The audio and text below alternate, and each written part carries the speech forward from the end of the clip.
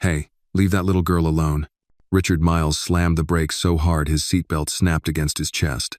The moment he saw the three men chasing the tiny figure through the rain, his instincts kicked in something deep and old, buried beneath years of boardrooms and billion-dollar negotiations. The girl was no more than 6, soaking wet, barefoot, her pink jacket torn. Her legs moved desperately, barely keeping up with the fear surging through her body. Behind her, 3 massive men closed in fast, coordinated, like they'd done this before. Richard flung his car door open. "Get in the car!" he bellowed. The girl saw him, her eyes locked with his for a split second enough. She pivoted and ran toward him. One of the men shouted, "Get away from her, old man." But Richard didn't flinch. Instead, he stepped out fully, blocking the girl with his body. She dove behind him, clutching his leg. The tallest man, a brute in a black hoodie, lunged forward.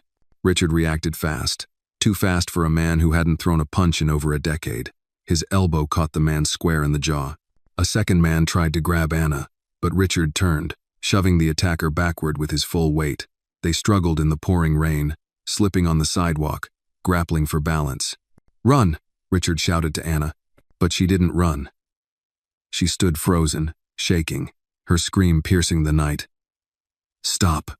Don't hurt him. Please." In that moment of distraction, the third man tackled Richard from behind. They crashed hard onto the pavement. Richard's head hit the curb, white pain bursting behind his eyes. He grunted, tried to push up. But the man on top of him had a knife, small, rusted, but real. Anna screamed again. "No, please, don't hurt him." The cry was so raw, so desperate, it echoed across the block. Apartment lights flicked on. A couple opened their window above. Someone on the corner fumbled for their phone. The attackers noticed, eyes darting, risk rising. One of them hissed, "Cops will be here any minute." They backed away. One grabbed the knife, man's jacket, and yanked him off Richard. "Let's go." Just like that, the 3 men vanished into the shadows. Anna rushed to Richard's side, sobbing uncontrollably. I'm sorry. You got hurt because of me." Richard winced, pressing his palm to the back of his head where warm blood mixed with rainwater. But when he looked at her, this tiny girl, shaking with guilt over his pain, something in him locked into place. He forced a breath. "Not your fault, kid. I'll be fine. You shouldn't have helped me," she whispered, eyes wide with a kind of sadness no child should know. Richard didn't answer right away. The world was spinning slightly, and his ribs ached from the fall. But he reached out and took her hand gently. "I'm glad I did. If this story moved you, let us know in the comments below. Where are you watching from? We would love to hear your thoughts. And if you believe in stories that matter, don't forget to like this video and subscribe for more powerful moments like this." He helped himself up slowly. A couple from across the street shouted, "Do you need us to call someone?" "No," Richard said, his voice steady. "We're all right." He ushered Anna into the passenger seat of his car and slid behind the wheel, wiping blood from his brow. The girl looked at him with a mix of awe and fear. "Where's your mother?" he asked as he pulled away from the curb. "They took her," she whispered. He didn't ask who. He already had an idea. The rest of the drive was silent, the car cutting through the rain like a whisper through glass. At the police station, she refused to get out. Her voice cracked as she begged, "Please don't let them take me back. Please." Richard stood there, soaked in rain and pain, staring at the building. He saw the headlines already. "Billionaire fights off attackers to save strange child." The scandal, the questions, but none of that mattered. He got back in the car. "Okay," he said, voice quiet. "Just one night. The girl's name was Anna." He learned that when they got to his penthouse and the housekeeper, Ellen, asked gently, "And what's your name, sweetheart?" Anna didn't speak. She just pointed to a charm bracelet on her wrist, with faded pink beads that spelled out her name, A-N-N-A. Richard stood in the doorway of his sleek, cold apartment, dripping blood on the hardwood floor. He didn't know what tomorrow held, but tonight, a little girl had screamed for him, and he had answered, The soft hum of the elevator filled the silence as Richard stood with Anna beside him, both soaked through and shivering. His hand was pressed against the back of his head where blood still oozed from the gash. The ache in his ribs had grown sharper, deeper.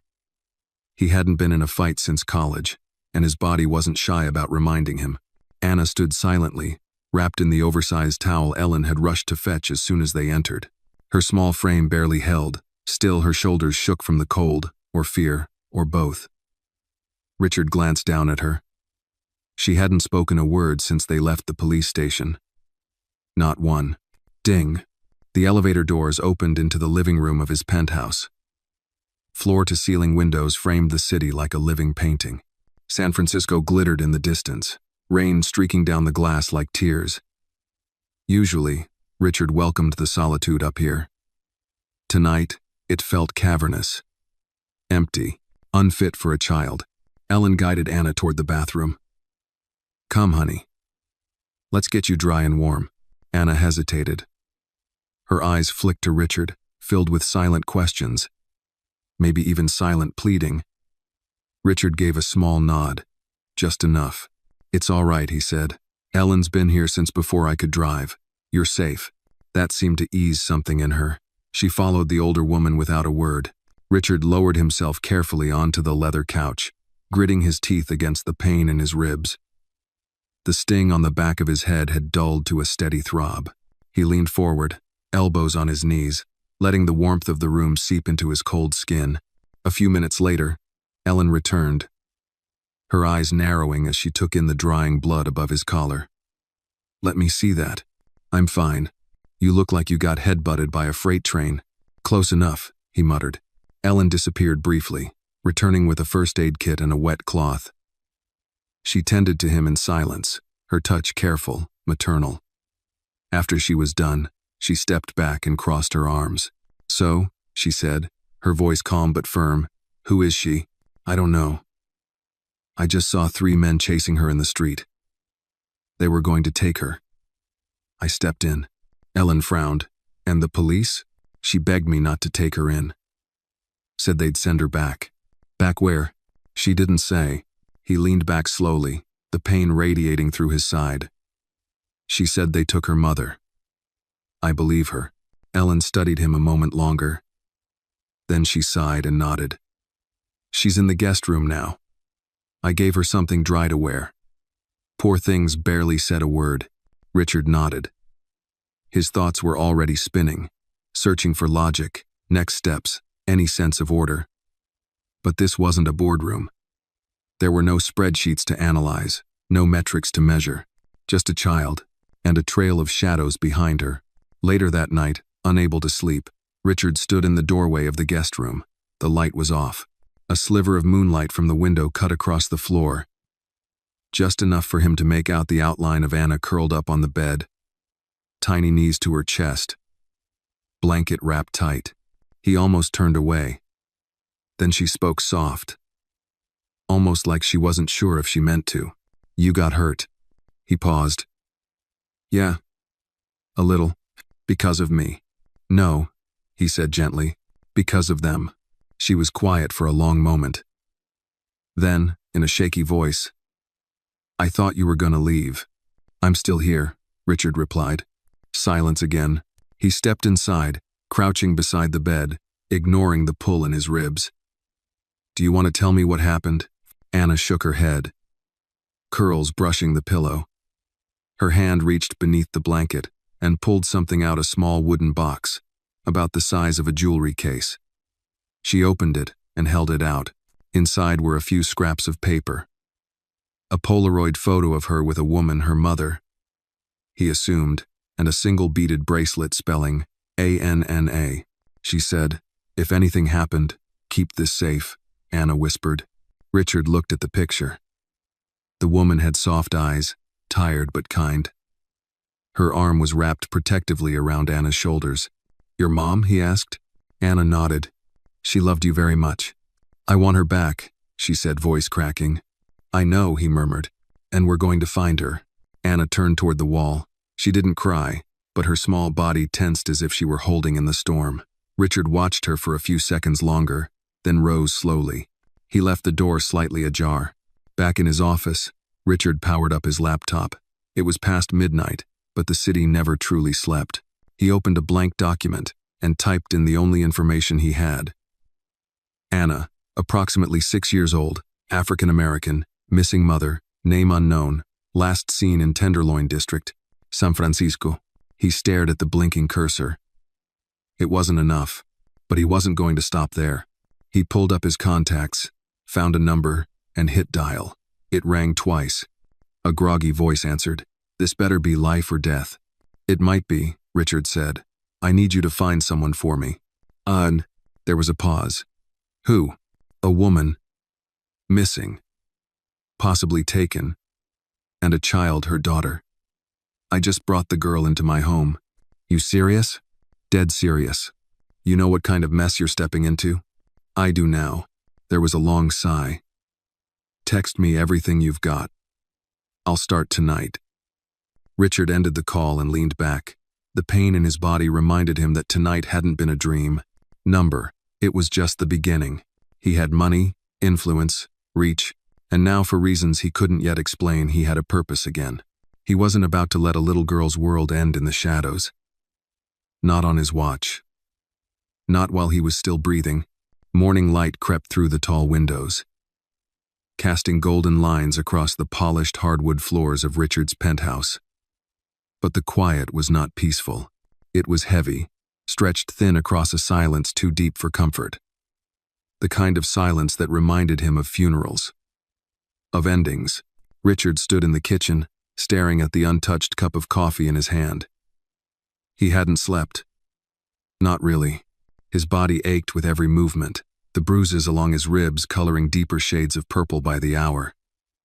But it wasn't the pain that kept him awake. It was the girl, Anna. She hadn't cried again. She hadn't screamed or panicked. That, somehow, was worse. Children weren't meant to hold in storms. They were meant to scream, throw things, let the world know they were hurting. But Anna, she swallowed it all. Like a habit. Like she'd done it before. Ellen walked in, her steps quiet, measured. She carried a small tray with a bowl of oatmeal, a sliced banana, and a glass of orange juice. "She's awake," she said softly. "How is she?" "Polite. Too polite for her age. Said thank you 3 times before I left the room." Ellen set the tray on the counter. "She didn't eat much. She just keeps holding that little box." Richard nodded. "I figured." Ellen looked at him, her expression unreadable. "You know this isn't going to be simple. If what she said is true, if someone really took her mother." "I know. And the men last night?" "I know, Ellen." He rubbed the back of his neck. "But I can't just let it go. Not now." Ellen studied him for a moment longer, then sighed. "I called Dr. Norwood. She's a child psychologist. Discreet. She's worked with trauma victims before. Maybe she can come by later today." Richard hesitated. Good idea. He took the tray and headed down the hallway toward the guest room. As he approached, he heard soft humming off-key and broken, but steady. The door was slightly open. He paused a moment before gently pushing it wider. Anna sat on the floor beside the window, her knees tucked under her. She had changed into one of Ellen's old nightgowns, several sizes too big, and wore a pair of fuzzy socks. The wooden box sat in her lap, her fingers tracing the edges. "Hey," Richard said gently. Anna looked up. Her eyes were dark, large, observant. She didn't smile, but she didn't flinch either. "I brought you breakfast," he said, setting the tray on the bedside table. "You hungry?" She shrugged. "A little." He sat down in the armchair by the window. "Do you want to talk about last night?" Another shrug. "But this time..." She glanced at him. "You were really brave," he added. She looked away, down at the box. "You got hurt. I've had worse. Because of me. Because I chose to help you." He leaned forward. "And I don't regret it." Silence stretched between them again. Then, almost a whisper, "They took her, my mom. Do you know where she is?" "No." Anna's voice trembled. "But I saw them. That night. They came into our apartment. She told me to hide in the closet." I heard her scream. And then it got quiet. Richard swallowed hard. And then what? I stayed there until it was dark. I waited, but she didn't come back. She looked at him now, eyes brimming with something too heavy for her age. So I ran. He nodded slowly. You did the right thing. She looked unconvinced. Do you remember anything else? He asked. Any names? Places? She thought for a moment. One of them had a tattoo on his hand. It looked like a dog, but with big teeth. A dog? She nodded. Like a wolf, it was on his fingers. Richard's mind was already cataloging the detail. He would pass it to his contact. Every clue mattered. You're safe now, he said. Anna looked at him again. For how long? It was such an adult question, raw, real. He didn't have a good answer. So he didn't lie. I don't know, but I'm not letting anyone take you. Her small fingers clutched the box tighter. Later that day, Dr. Norwood arrived. She was in her 60s, with kind eyes and a firm, no-nonsense presence. Richard greeted her at the door, explained the basics, and left her alone with Anna. He waited in the hallway, listening. There were long pauses, a few one-word answers. But then, finally, he heard Anna speak in full sentences. Soft, hesitant, but she spoke. After nearly an hour, Dr. Norwood stepped out and closed the door gently behind her. She's traumatized, but resilient, she said. Whatever she went through, she's surviving it by keeping herself small and quiet. That's how kids like her stay invisible to danger. Richard nodded. She said her mother was taken, that she saw it happen. Dr. Norwood's face darkened. That wouldn't surprise me. Do you think she's telling the truth? I think she's telling what she remembers. Her memory may be fragmented, but her fear is very real. She paused. She trusts you. That's not nothing. She doesn't even know me. She knows enough, Dr. Norwood said. Children don't trust words. They trust actions. And you threw yourself between her and 3 grown men. That's not something kids forget. Oh. After she left, Richard stood at the window, watching the sun dip below the skyline. He was exhausted, but alert. His phone buzzed. A message from his investigator. No records for Anna in school or foster databases yet. Still searching. We'll run facial recognition on photo from box. It wasn't much, but it was a start. He glanced down the hallway toward the guest room. The door was closed now. A thin strip of light glowed beneath it. This home had been quiet for so long, too long. After his wife's passing, Richard had built walls around his life, elegant and efficient. But tonight, he felt something crack inside him, not broken, opened. There was no laughter in this house. Not yet. But for the first time in years, it didn't feel empty. Not anymore. The next morning broke with a heavy fog that rolled off the bay and wrapped itself around the city like a whisper. Richard stood in front of the mirror in his bedroom, fastening the last button of his shirt. The bruise on his ribs was deep now. A painful blue-green reminder of the night he'd stepped between a child and her hunters. He winced slightly, pulling on his jacket, then stepped out into the hallway. He paused outside the guest room. The door was still shut. A faint trace of humming came from the other side. Anna, that small, broken melody again, barely a tune, but persistent, like she was reminding herself the world hadn't disappeared. Ellen greeted him in the kitchen with a cup of black coffee. She's up. 8 more than yesterday. That's good, Richard said. She asked if you'd be gone long. That gave him pause. I wasn't planning to go anywhere. You might have to, Ellen said. Not forever, but for answers. Richard took a slow sip, letting the heat settle the cold ache that had wrapped itself around his inside since that night.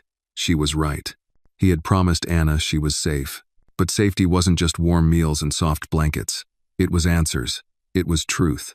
At 10 a.m., his investigator, Cole, arrived. Cole was ex-military, now private intel gruff, methodical, and absolutely relentless. He wore jeans and a dark windbreaker, and he walked with the calm of a man who'd seen too much to be rattled. Found something, he said, handing Richard a manila folder. Inside was a printed image, grainy surveillance footage, zoomed and enhanced. The face wasn't clear, but the outline matched what Richard remembered. One of the men who had chased Anna. Tattoo visible on his right hand, a snarling wolf, its fangs stretched over his knuckles. Name's Vince Rago, Cole said. Record a mile long. Assault, trafficking, suspected gang ties. Works for a crew that operates out of East Oakland. Known for snatching women off the street. No convictions. They're ghosts. Richard flipped through the pages. Mugshots, case files, police reports. It was ugly. Cole continued. We ran facial recognition off the Polaroid in Anna's box. The woman, her mother, is likely Trina Langford, age 32, reported missing 3 weeks ago. No media coverage. Lived in Section 8 housing. Single mother, 1 daughter, no family. Richard clenched his jaw. And the police? Classified it as possible voluntary disappearance. Translation. They didn't look. Jesus. He closed the folder slowly. So no one's looking for Anna. Or her mother. Huh. Not until now, Cole said. Richard's gaze shifted toward the hallway. Can we find Trina? Cole didn't answer immediately. If she's alive, we've got a shot. But if she's still in their system, we need to move fast. What kind of system? Cole hesitated. These guys, they move people. Not just in and out of the city. Sometimes across state lines. Sometimes for labor. Sometimes for worse. The silence that followed was sharp. Richard straightened. Do whatever it takes. I already am. Later that afternoon, Richard sat across from Anna in the living room. She was curled into the corner of the couch, cradling a cup of hot chocolate in both hands. Her socks were mismatched, one striped, one plain white. Her hair had been combed into 2 neat puffs, thanks to Ellen. Her eyes, however, remained heavy, watchful. He didn't push her. Instead, he showed her the folder. Flipping it open to a picture of Trina. Is this your mom? Anna looked at the photo, then slowly nodded. Richard turned the page to the image of Vince Rago. Do you recognize this man? She didn't speak, but her body went stiff. She set the mug down and pulled her knees close. Anna? He said softly. She looked at him with tears in her eyes. He was the one with the knife. That was all he needed. He closed the folder. You're doing great, Anna. You're very brave. She stared at him. Are you going to find her? He nodded. I promise. We're not giving up. She wiped her cheek with the sleeve of her shirt. You're different than the others. What others? The grown-ups. They don't listen. They always say, we'll try. Or we're sorry. But then they forget. Richard leaned forward. I won't forget. That night, Richard made another call to someone he hadn't spoken to in over 5 years. The man answered on the first ring. Still alive, Miles? Barely, Richard muttered. I need your help. This about business? No, it's personnel. There was a pause. Those are the only favors I still do. Richard explained everything quickly, concisely. He didn't have to give details. The man on the other end, Nathan Briggs, had once been one of the FBI's top field agents before retiring early to work private cases under the radar. I'll fly out tomorrow, Nathan said. Richard exhaled. Thanks. Don't thank me yet. If you're going up against Rago's crew, you're stepping into a nest of devils. I've been in worse rooms. Maybe. But this time, they're not after money. They're after silence. And they kill to keep it. After the call ended, Richard walked to the window and looked out at the city below. The lights blinked like stars caught in a steel net. Somewhere out there, a woman was being held against her will. Somewhere out there, 3 men thought they'd gotten away with destroying a life.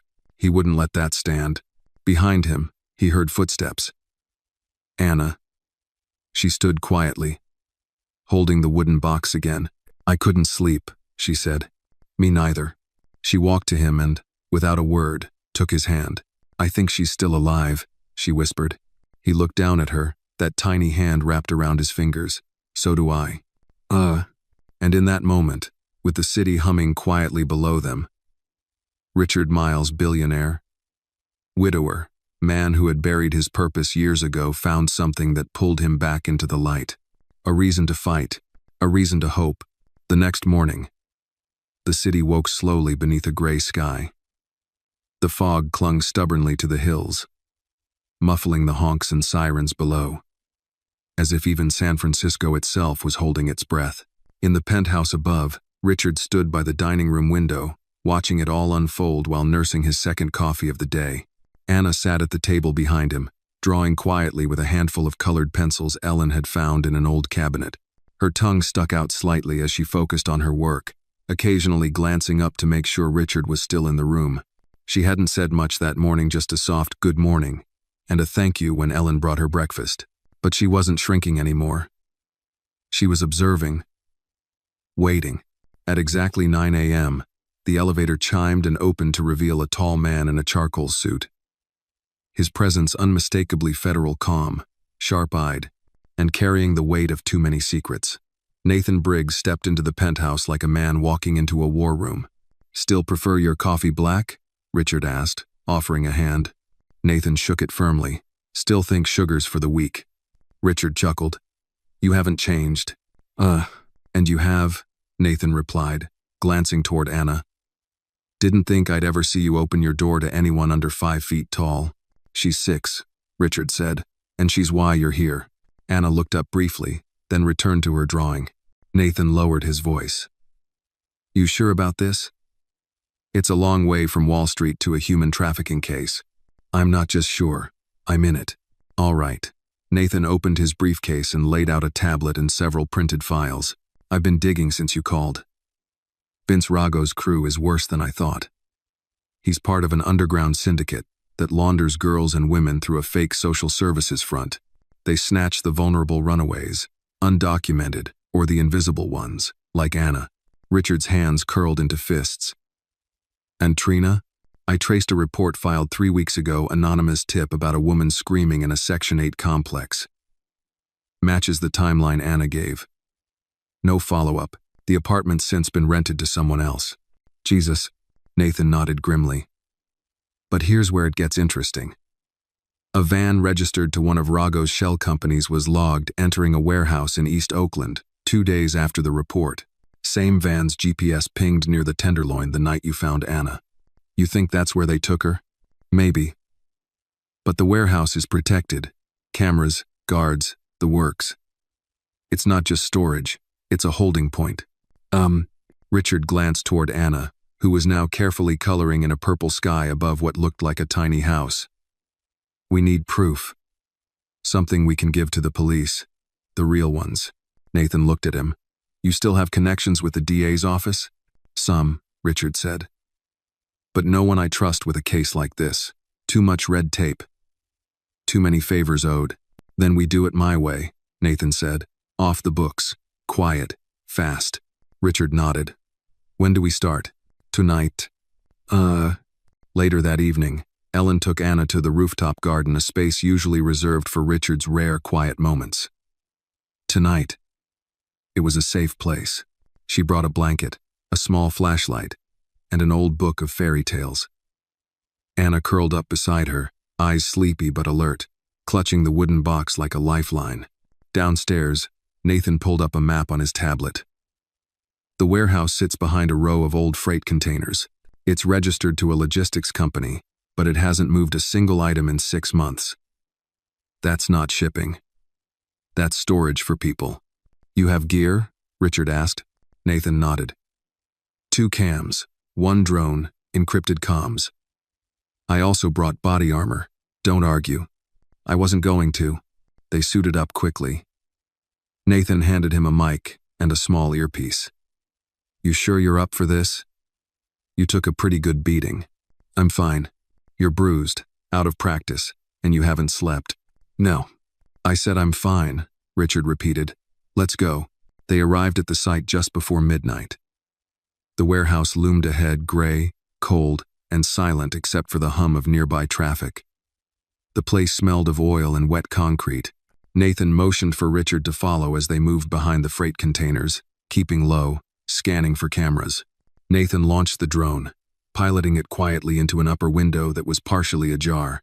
The feed came through on his tablet, flickering at first, then clear. Inside, They saw narrow hallways, rows of cots, makeshift rooms with thin curtains, and women, 6 of them, silent, sitting, some with bruises, all with vacant eyes. Nathan zoomed in on one of the figures. "Not her," he murmured. "Keep going." They moved the drone slowly. Then there, corner of the farthest room. A woman curled on the ground, arm cradled to her chest. Dark curls matted with blood. Richard leaned in. "That's her. That's Trina." Nathan nodded. "We got her. But we need more." Time-stamped footage. And a way out. Suddenly, static crackled through the feed. "Damn it," Nathan muttered. "We're losing signal." Then a voice deep, male, close. "Hey, what the hell are you doing back there?" A flashlight cut through the shadows. They'd been spotted. "Run," Nathan hissed. They bolted down the alley, boots pounding wet pavement. Shouts rang out behind them. One gunshot cracked the air. They ducked behind a dumpster, breathless, hearts racing. Richard looked at Nathan. "Did we get enough?" "Barely," Nathan said, holding up the tablet. "But it might be just enough to bring the walls down." Back at the penthouse, they patched the drone footage into a secured drive. Nathan sent it to 3 trusted contacts, 2 journalists, and 1 former DOJ analyst. It was a risk, but so was staying silent. As dawn crept over the city, Anna woke to find Richard asleep on the couch, his jacket still on, the drone tablet clutched in his lap. She tiptoed over, placed her wooden box gently beside him, and whispered, "Thank you." Then she sat quietly, watching the sun rise over the city, her small hand resting against his, and for the first time in days, she smiled. Not wide, not bold, but real. By mid-morning, the penthouse was no longer quiet. Nathan paced back and forth across the living room, phone pressed to his ear, barking clipped sentences into the line. Richard stood by the kitchen island, laptop open, reviewing stills from the drone footage. The timestamp, the faces, the layout, it was all there. Proof. Enough, hopefully, to force someone to act. Ellen moved quietly between rooms, keeping Anna occupied in the study with puzzles and storybooks. Every now and then, the little girl would peek through the doorway, eyes scanning for Richard, checking to make sure he hadn't disappeared. Nathan finally ended the call and turned to Richard. "My DOJ contact forwarded the footage to a federal trafficking task force based in Sacramento. She said they're opening a file and will push for an emergency raid." But what?" Richard asked, already bracing. "But it's a paper wall. Procedure. They want more names, evidence of transport across state lines. Without that, it could take days. Maybe weeks." "We don't have weeks." "No, we don't," Nathan agreed, lowering his voice. "But I also got a call from one of the journalists I sent the footage to. They're preparing a story. If it goes public, photos, drone video, a missing woman held in a locked facility, people will notice. A public firestorm can force federal hands to move." Richard frowned. "You're betting on the press." I'm betting on outrage," Nathan said. "The system moves slow, but public pressure doesn't." Just then, the elevator dinged. Richard tensed. Ellen poked her head out from the study. Anna looked up from her puzzle, clutching one of the pieces in her hand. The door slid open and a tall, blonde woman stepped out. She wore a tailored black coat, no makeup, and eyes that looked like they'd seen everything. "Special Agent Claire Monroe, FBI." Nathan nodded at her with respect. "Didn't expect you to come yourself," Nathan said. "Didn't expect you to light a fire under my department with an encrypted drop and footage from a civilian drone," she replied. Richard stepped forward. "We appreciate you coming." "Did you see the footage?" "I did, and I agree it's damning. But going after Rago's crew without an airtight warrant, that's a mess, politically and legally." "We don't care about politics," Richard said. "Unfortunately, I do," she replied coolly. "I've spent my career trying to shut these operations down without getting my cases tossed out on procedural violations. One wrong move and they walk." Richard's jaw clenched. "So what do we do? Wait while more women are locked up like animals?" Agent Monroe folded her arms. You said the girl Anna identified her mother in the footage? She did. Then she's a witness. She's 6, Richard said sharply. She doesn't need to be dragged into depositions and courtrooms. She might not have to be. But if we're going to move fast, we need her statement. In writing. With a guardian's consent. I'll sign it, Richard said immediately. Monroe raised an eyebrow. Are you her legal guardian? But I'm the only one standing between her and being lost in the system again. Monroe looked at Nathan. He always this stubborn? Worse. Nathan muttered it. Monroe nodded once. All right. I'll arrange for a child services liaison to meet with her here. Today, if her story corroborates the footage, and if we can get a signature from you and a temporary protection order filed, I might be able to greenlight an intervention. And Trina? Richard asked. Her mother? We'll get her out, Monroe promised. But you need to be ready. If this goes sideways, Rago won't come after me. He'll come after whoever exposed him. Richard didn't blink. Let him come. That afternoon, a soft-spoken woman from Child Services arrived and gently interviewed Anna in the study, with Ellen present. The girl clung to her wooden box, but answered the questions. Her voice was quiet but clear. I saw them take her. My mom. She was screaming. One of them had a wolf on his hand. The woman nodded, taking notes, her eyes moistening at times. When the session ended, Anna ran into the living room and straight to Richard, throwing her arms around his waist. He knelt down beside her and held her tight. You did good, Anna. You were so brave. That evening, Agent Monroe returned. We've got a judge to sign the emergency order, she said. We're going in tomorrow morning at 6. Is Trina still there? Richard asked. We believe so. One of our undercover agents drove past the warehouse this afternoon. Same guards out front. Same patterns. No sign of relocation. Nathan glanced at Richard. They're playing it cool. They don't know they've been exposed yet. Monroe looked at Richard. You need to keep Anna here. Doors locked. No visitors. We'll extract her mother, and then we'll bring them both under protective custody. I want them both here, Richard said. Monroe looked like she wanted to argue but stopped. We'll talk about that after the raid. That night, Richard sat in the study with Anna as she drifted to sleep on the couch. Her wooden box rested beside her, lid open. He glanced down at the photo of Trina, and then at Anna's sleeping face. For the first time since she arrived, her brow was relaxed. As he turned off the lamp and stepped into the hallway, Nathan waited for him near the kitchen. You ready for tomorrow? Nathan asked. Richard exhaled.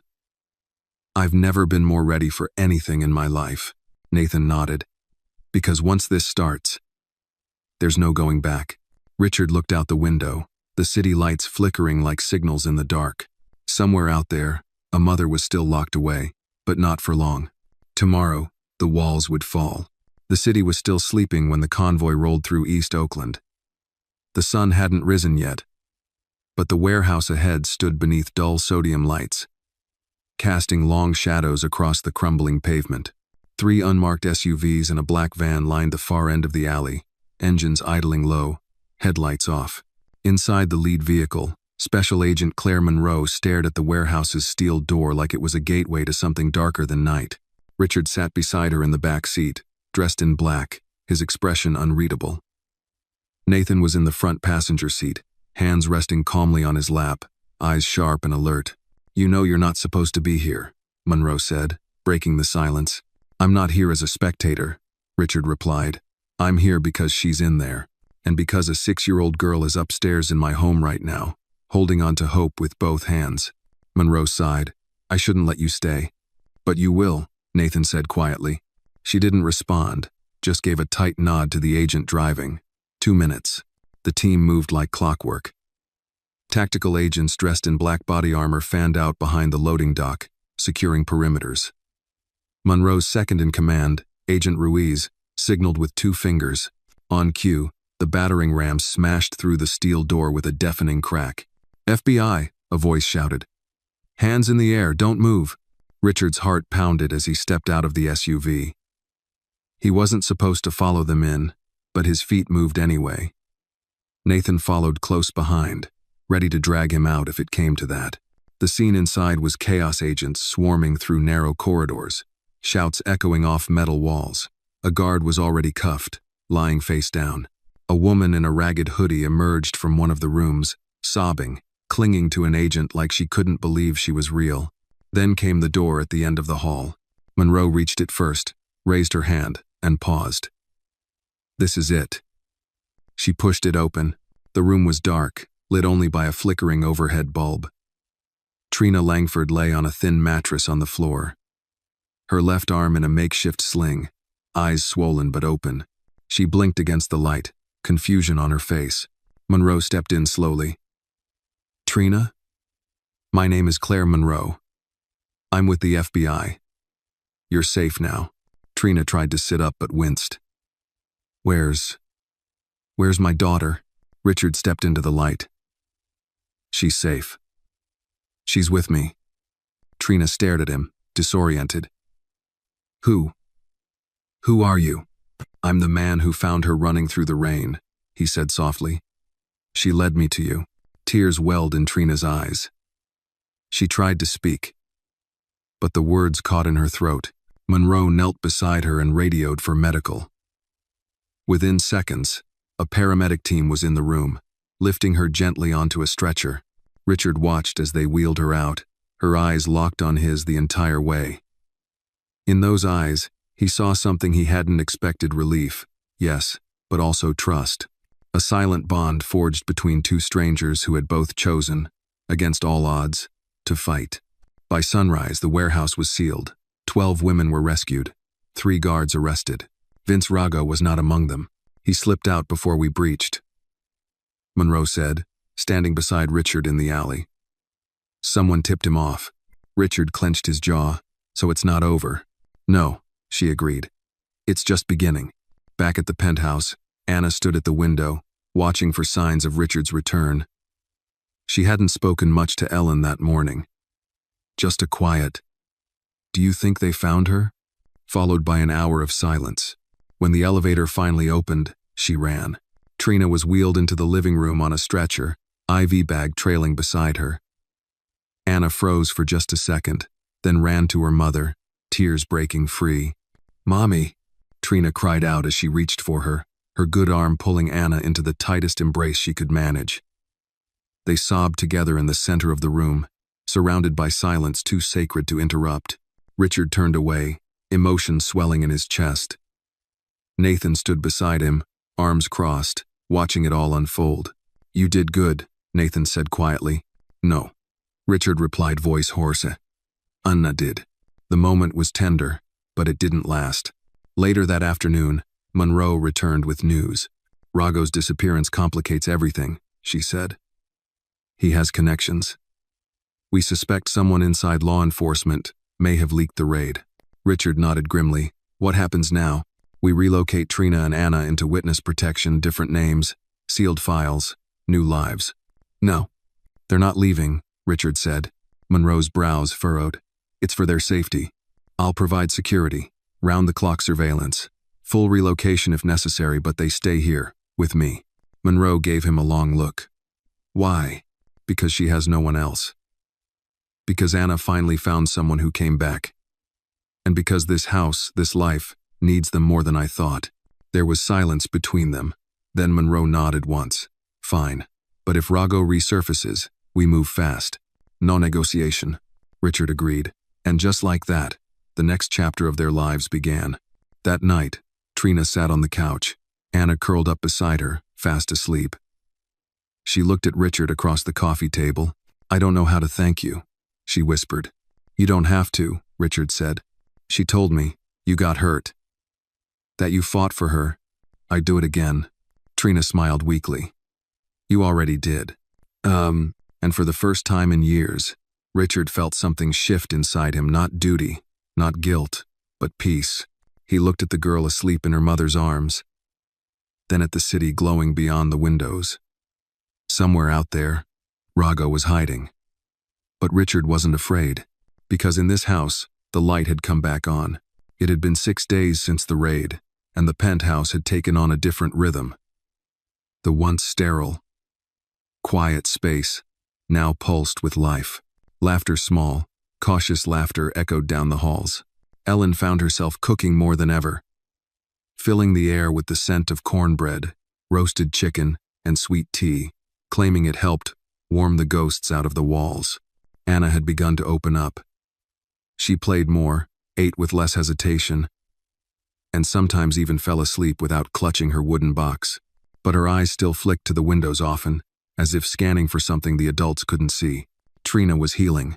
Physically, the bruises were fading, the wounds closing.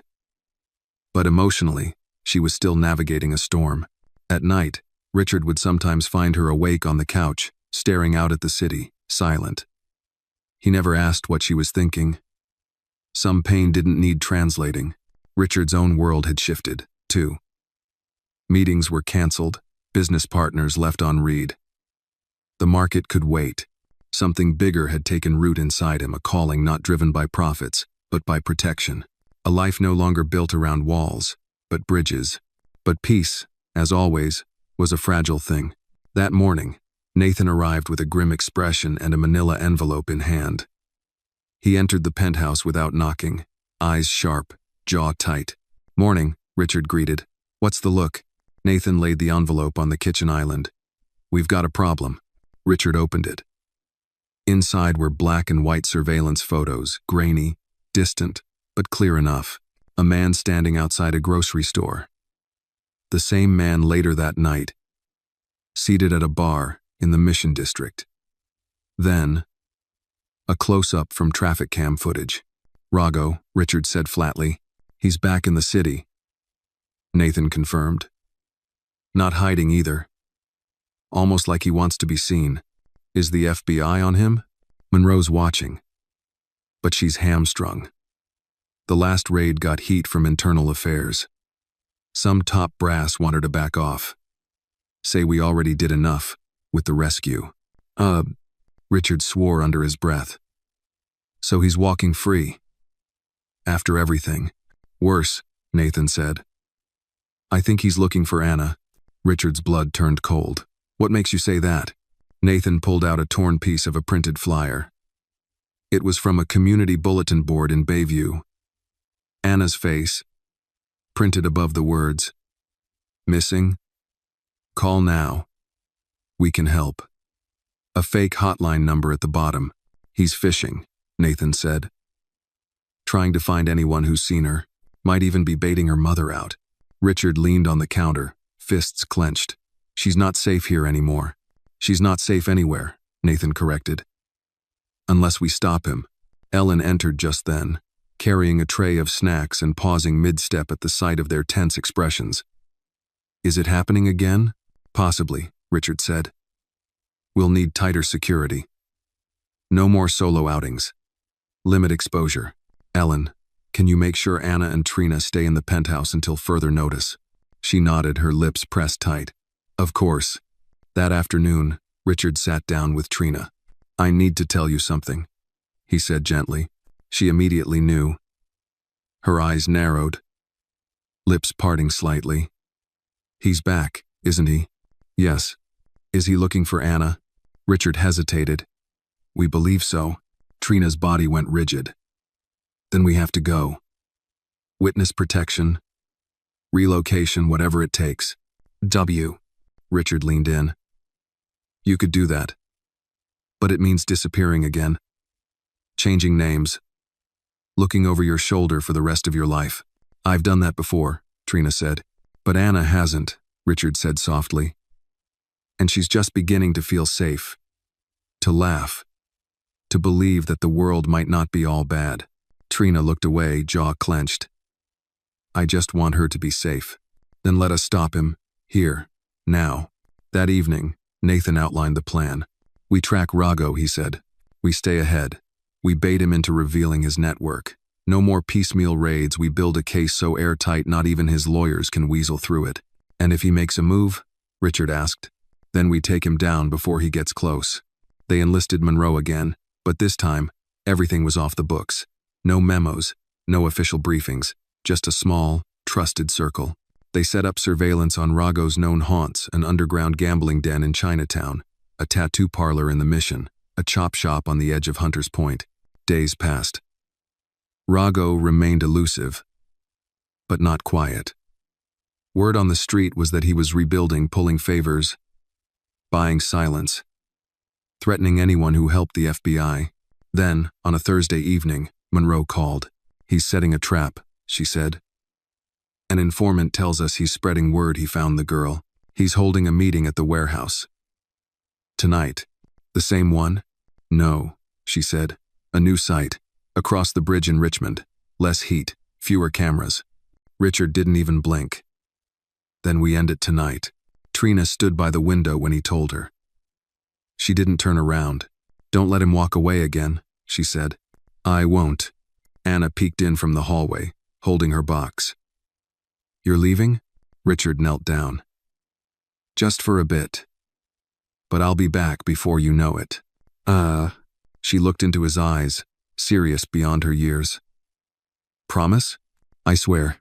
And for the second time in his life, Richard Miles stepped into the shadows not as a businessman, but as a protector. Not for profit, not for glory, but for something far more sacred, for justice, and for a little girl who once ran through the rain, looking for someone who would fight. The industrial outskirts of Richmond were colder than usual that night, the wind sweeping through cracked pavement and rusted fences like an omen. It was a place built for silence and secrets far from curious eyes, too remote for help to arrive in time. The perfect place for a man like Vince Rago to vanish into the darkness or strike from it. Richard sat in the back of the surveillance van, dressed in black again, but this time with a Kevlar vest underneath. Beside him, Nathan checked the feed from the cameras they'd mounted around the warehouse earlier that day. Monroe sat across from them, earpiece in, jaw tight, her face bathed in the bluish glow of the monitors. "This is it," she said. "No more half measures. We're bringing him in tonight." Richard didn't respond. His fingers tapped silently against his knee, but his eyes were steady, locked on the screen showing the warehouse's loading dock. His mind wasn't on the equipment. It was on Anna, on Trina, on the promise he made. Nathan adjusted his mic. "Units in position?" Monroe responded. "Team Bravo at the south entrance. Charlie on standby to cut power if things go sideways." "And Alpha?" Richard asked. She looked directly at him. "Alpha's you and me." They moved in together, approaching the north side of the warehouse. The building loomed like a dying beast, long, low, and angry. Every step brought them closer to a man who'd slipped through justice too many times. Inside, dim lights flickered above crates and metal shelves. Shadows danced like ghosts between the aisles. Richard's breath slowed, his heartbeat oddly calm. He had no gun, by Monroe's order, but what he lacked in firepower, he carried in resolve. They slipped through a side door, silent as a whisper. Voices echoed faintly from a backroom male, rough, mocking. "Heard the girl's in some rich guy's penthouse," one said. "Kid probably eats gold flakes for breakfast now." Another laughed. "You think she remembers us? Who cares? Boss says she talks. We make sure she forgets." Monroe raised her hand, signaling silence. Then she mouthed. "3 men, 2 armed." Nathan's voice came through the comms. "Ready on your mark." Monroe gave a nod. And then, all at once, the lights snapped off. Darkness swallowed the building. "Go," she hissed. They burst into the room like thunder. Monroe's flashlight cut through the black, blinding the first man, who raised his hands too late. Richard tackled the second, slamming him into the metal rack with a crash of clattering tools. The third tried to run, but Monroe swept his legs and had him cuffed in seconds. "Where's Rago?" she barked. The first man stammered. He was here earlier." "Swear to God, he left 20 minutes ago." Richard stepped closer. "Where did he go?" "Downtown," the man squealed. "He said something about finishing it, making it clean. Said he knew where the girl was." Monroe's face changed. "Anna." "No." Richard was already running. The penthouse glowed faintly as the city slept below. Inside, Ellen dozed lightly on the couch, a book still open on her lap. Trina stood in the hallway, staring at the security monitor, 4 silent squares showing the lobby, the elevator, the rooftop, and the hallway. And then movement. The lobby camera blinked. A man. Hat pulled low. Shoulders hunched. He didn't use the front desk. He swiped something at the service elevator and stepped inside. Trina's breath caught. She moved fast, slipping into Anna's room and scooping her daughter up, careful not to wake her. The child stirred but stayed asleep, head resting on her mother's shoulder. "Ellen," Trina whispered urgently. The older woman woke instantly. "What is it?" "He's here." Ellen stood without hesitation. "We need to lock down." But it was too late. The elevator dinged. Trina clutched Anna tighter and backed into the master bedroom. Ellen grabbed the panic button on the wall, an old security measure Richard installed after a robbery scare years ago. It sent a silent alarm to Nathan's phone. Down in the street, Richard's SUV swerved into the parking garage. "Go!" Monroe shouted, drawing her weapon. Nathan sprinted ahead, keying the elevator override from the basement. "We'll cut him off at the 32nd floor." Back in the penthouse, the door creaked open. Vince Rago stepped in like he owned the place. His eyes scanned quickly, noting the abandoned blanket on the couch, the half-eaten crackers on the table. Then he smiled. "Come out, sweetheart," he called. "You remember me, don't you?" Silence. He moved down the hall, slow, methodical. Trina hid in the walk-in closet, clutching Anna against her chest, trying to quiet the trembling in her own bones. She heard his footsteps pass the bedroom door. Then pause. Then return. He stepped inside. And then, "Step away from the bed, Rago." Richard's voice. Rago froze. Richard stood in the doorway, breathing hard, a baton in his right hand. Rago turned slowly, eyes narrowed. "You again? You're like a damn ghost." "No," Richard said. "I'm a wall." Without another word, Rago lunged. The two men crashed into the dresser, wood splintering beneath them. Richard swung the baton, catching Rago's shoulder. Rago punched back, fast and brutal, knocking Richard to the ground. Trina burst from the closet, shielding Anna. "Stop!" Rago turned to her, and in that split second, Monroe fired. One shot. Rago collapsed. The silence afterward was deafening. Richard lay panting on the ground, blood on his lip, chest heaving. Anna stirred in her mother's arms, blinking groggily. "Mommy?" "I'm here, baby," Trina whispered. Nathan entered next, gun still drawn. "Is it over?" Monroe looked down at Rago's still body, then nodded. "It's over." "No." Later, after the paramedics came and the crime scene tape went up, Richard stood on the balcony, watching the city begin to wake. Trina joined him, arms folded, eyes red but calm. "You kept your promise," she said. "I had to." Inside, Anna sat curled up with Ellen, watching cartoons. The wooden box rested beside her, lid open, the photo of her mother now joined by a new one of Richard, holding her hand in the hospital, both of them smiling. "Do you regret it?" Trina asked. Richard looked out over the skyline. For the first time in years, I feel alive. And somewhere deep in the city, where shadows once ruled, a light had turned on. One that couldn't be shut off. Not now. Not ever. The city moved on as it always did, taxis honking, crowds forming at coffee shops, stock tickers scrolling across glass buildings. But inside the penthouse on the 33rd floor, time was still catching its breath. The echoes of that night, the shot, the struggle, the scream still lingered in the walls like smoke after a fire. Richard hadn't slept. Not really. He'd closed his eyes for short spells, but his mind stayed alert, wired for movement, braced for more danger. Every sound, every creak in the floorboards made his shoulders tense. Even with Rago gone, the fear didn't vanish. It just changed shape. Anna was different too. In the days after the attempted break-in, she'd stopped drawing. She stayed closer to her mother now, often sitting in her lap, even during meals. She was quiet, but not withdrawn, watchful. It was the kind of silence that came from knowing too much, too soon. Trina, though battered and sore, moved through the penthouse with renewed focus. She helped Ellen prepare meals, made sure Anna brushed her teeth and did simple reading exercises. She even started humming again, soft, broken melodies from her childhood that drifted through the halls like fragile hope. Richard watched all of it from the edges. He wanted to ask what came next, but he already knew. There was no going back to normal. Not after what they'd survived. Not after the blood, the threats, the promises made under fire. Life wasn't about normal anymore. It was about meaning.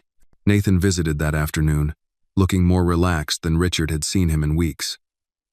The lines around his eyes had softened. He wore jeans and a sweater instead of his usual suit. "You look like someone who's had real sleep," Richard commented as he poured coffee. "I have," Nathan said, taking the cup. "Thanks to the fact that Rago's death finally kicked over a hornet's nest." "What do you mean?" The Bureau dug into his network. "After your incident, your very public incident, a lot of scared people started talking. We've got indictments coming down across 3 states. His whole operation's unraveling." Richard nodded, but didn't smile. "Good." Nathan took a sip. "They're calling you the ghost of Montgomery Tower." Richard chuckled dryly. "Sounds like a bad B-movie." "Maybe. But you did something most people wouldn't. You took in a stranger. You stood between a child and a monster. And then you fought for them. That means something." "I didn't do it to mean something," Richard said. "I did it because I couldn't not do it." Nathan nodded. "That's exactly why it does." They stood in silence for a moment, the city humming below them. Nathan set his cup down. "So what now?" "Trina and Anna stay here," Richard said. "They're safe. Stable. I'll hire a full-time tutor for Anna. Trina can work if she wants to, or she doesn't have to. Whatever helps her heal. And you?" "I rebuild," Richard said simply. "Not the portfolio, not the empire. Me." That evening, Richard sat with Anna in the rooftop garden. She was holding a small potted plant lavender Ellen had picked up from the farmer's market.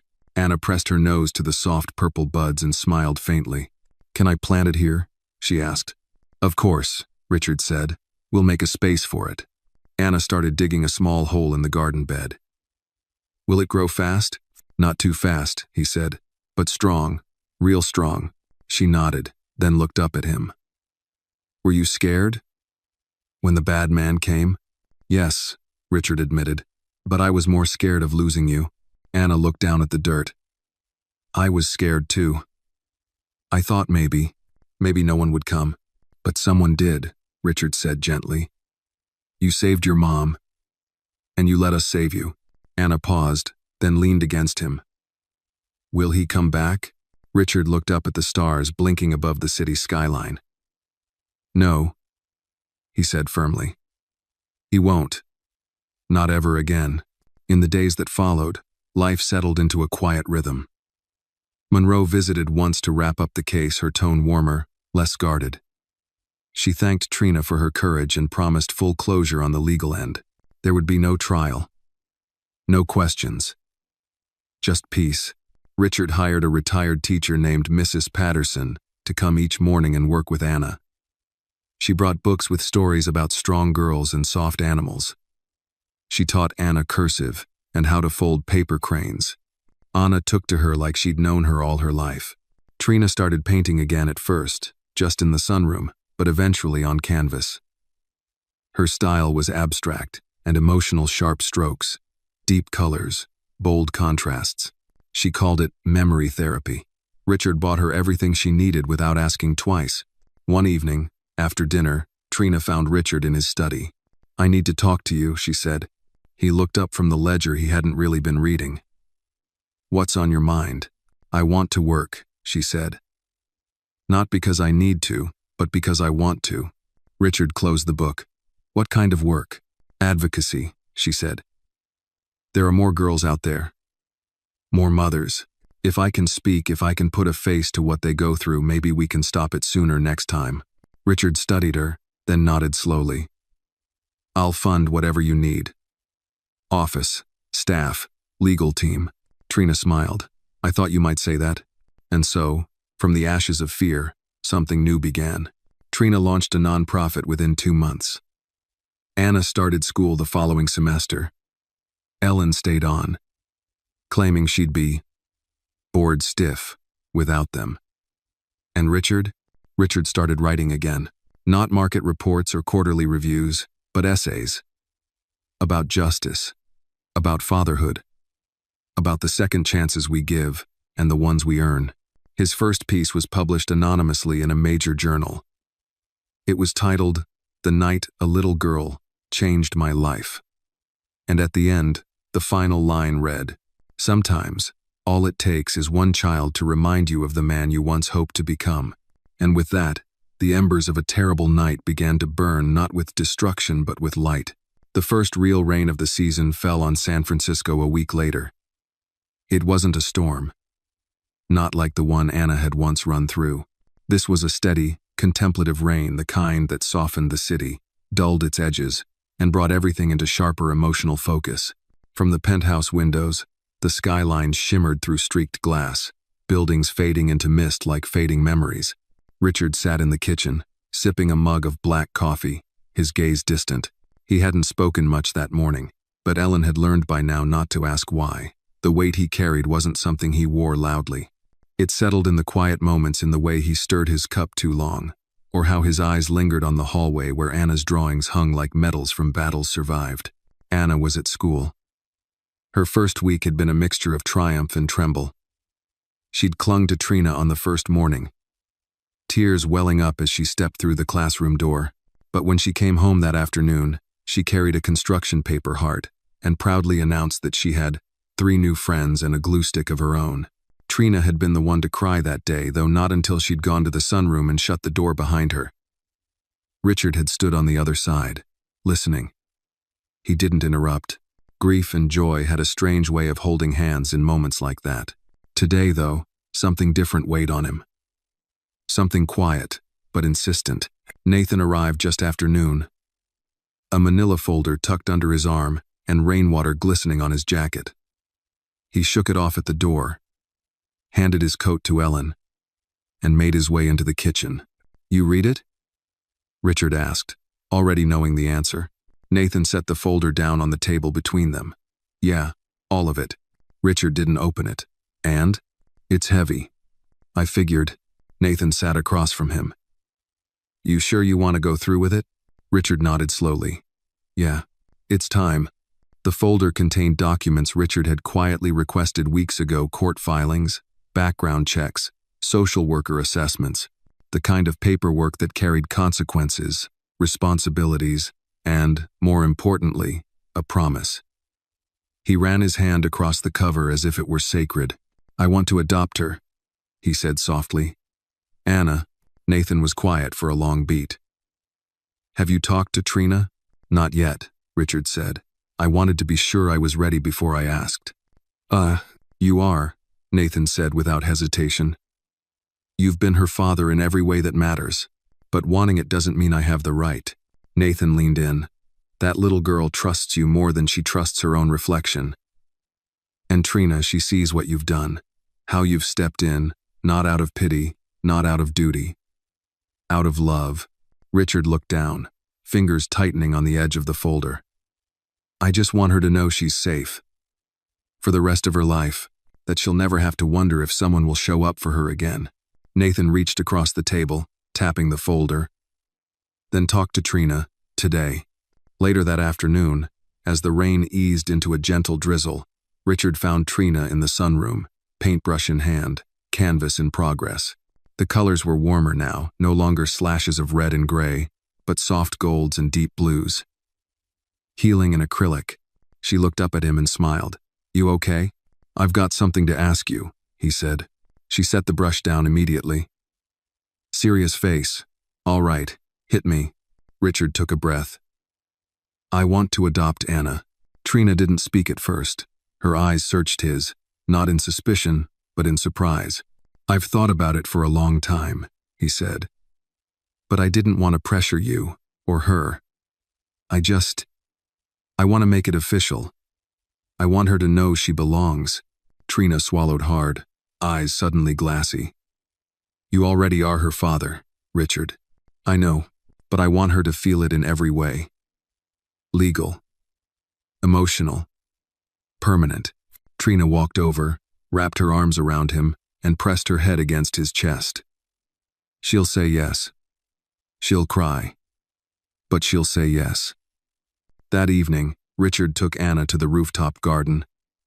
The rain had passed, leaving the air crisp and clean. The lavender plant she had nurtured stood taller now, droplets clinging to its petals like jewels. "Can I tell you something?" he asked gently. Anna nodded, hugging her coat tight. "I was thinking, maybe you'd like to have my last name." Anna blinked. "Why?" "Because I'd like to be your dad," Richard said softly. "Your real dad. If you want that." Her eyes widened. For a moment, she said nothing.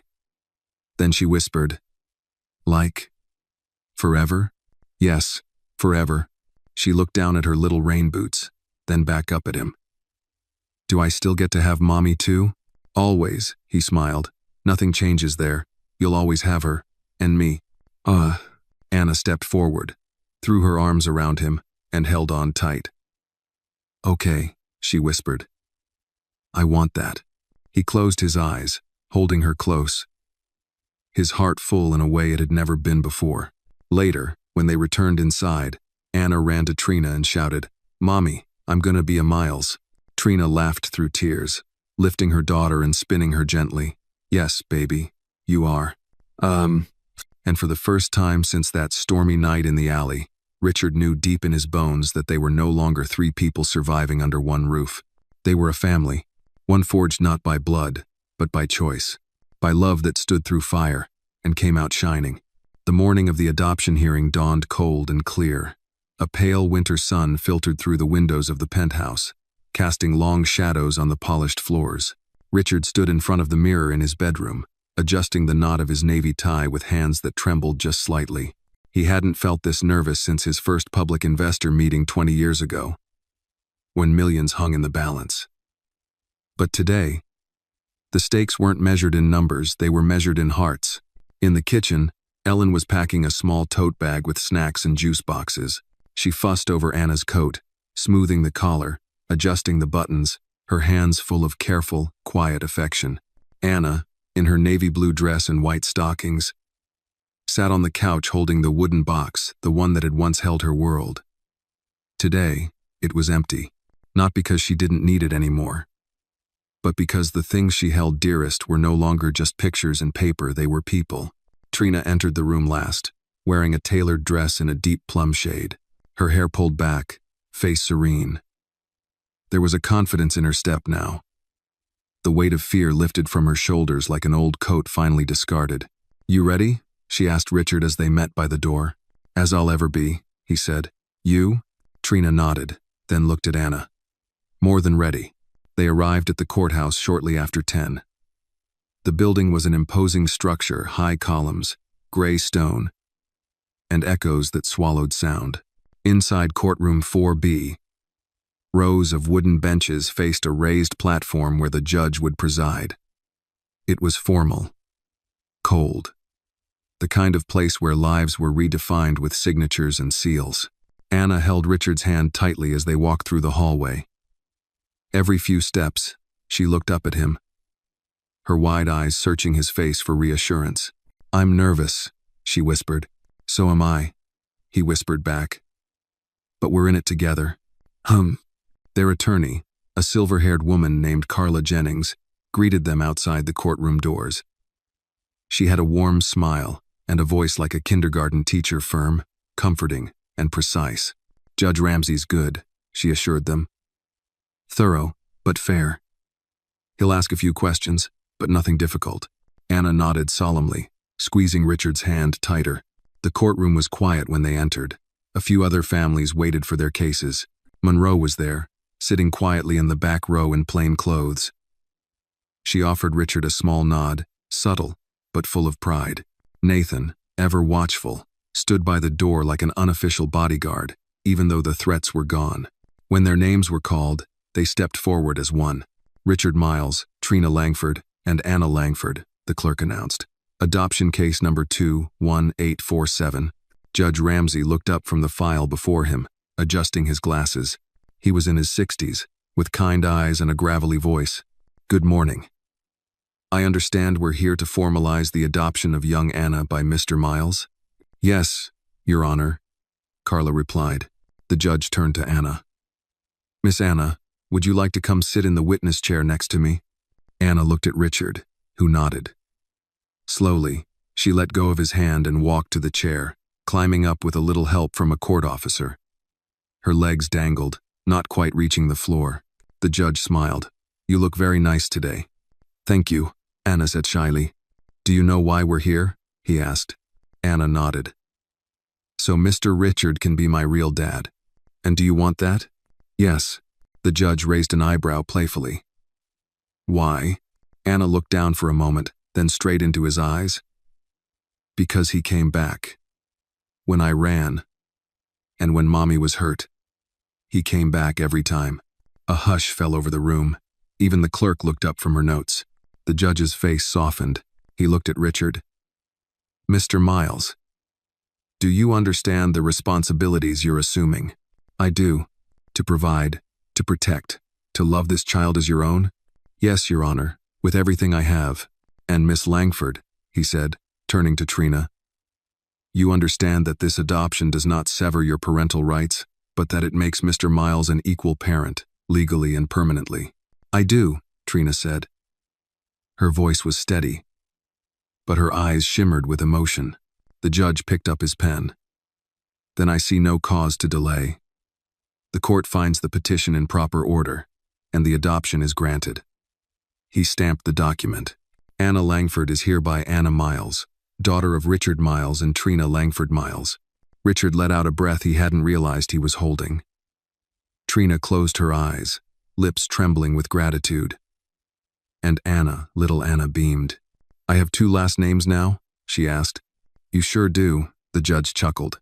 "That makes you extra special." The courtroom erupted in quiet applause. Ellen wiped tears from her cheeks. Nathan clapped once, firmly, then stood straighter. Monroe offered a thumbs up. Outside, the sun had fully broken through the clouds, washing the courthouse steps in golden light. Anna held her parents' hands, swinging between them as they descended. "Can we get pancakes now?" she asked. Richard laughed. "You just became a Miles. You can have pancakes every Saturday for the rest of your life. With whipped cream? Whipped cream, strawberries, chocolate chips, name it." That night, back in the penthouse, Ellen cooked a feast. Music played softly in the background. Laughter flowed freely. Richard looked around the table at Anna with syrup on her chin, at Trina gently wiping it off, at Ellen pouring juice into a tiny glass. His heart was full. Later, Anna climbed into bed, holding a new stuffed bear Richard had given her. He'd named it Justice, because, as he told her, justice should always be by your side. "Good night, Daddy," she said, without hesitation.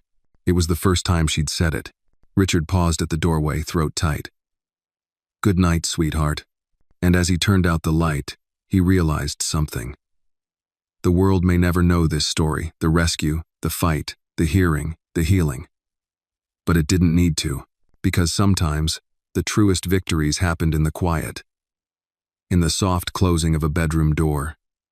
In the silence that finally felt safe. 3 months passed. The world spun on, oblivious to the quiet transformation unfolding inside the penthouse on Montgomery Tower. Spring had arrived. The garden on the rooftop bloomed with daffodils, lavender, and little hand-painted rocks with messages like, "Hope lives here," and "You matter," courtesy of Anna's new art obsession. But even in peace, the past had a way of tapping you on the shoulder. Trina's nonprofit Second Light had grown faster than anyone expected. What started as a modest operation housed in a shared downtown office now had 12 full-time staff members, 3 attorneys, 2 therapists, and a waiting list of survivors seeking help.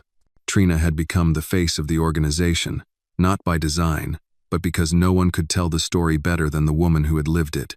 She gave interviews, local news first, then a podcast, then a segment on NPR. Each time, she peeled back another layer of trauma, not for sympathy, but for clarity. She wanted people to know the truth, not just about Vince Rago, but about the hundreds of Ragos who still thrived in plain sight. One afternoon, Nathan called Richard while he was on his way back from picking up Anna from school. "You're going to get a media request," Nathan said. Richard adjusted the phone against his ear as Anna chattered happily in the back seat about a class pet hamster named Winston. "What kind of request?" 60 minutes. Richard braked at a red light. "What?" "They want to profile Trina and the nonprofit. Survivors, systemic failure, justice reform. It's a big piece. National, prime time. She should do it," Richard said immediately. "She wants to. But they also want you. The anonymous essay you wrote? They found out it was you." Richard exhaled. "I wrote that for healing, not headlines." "I know," Nathan said. "But this story's bigger than you now."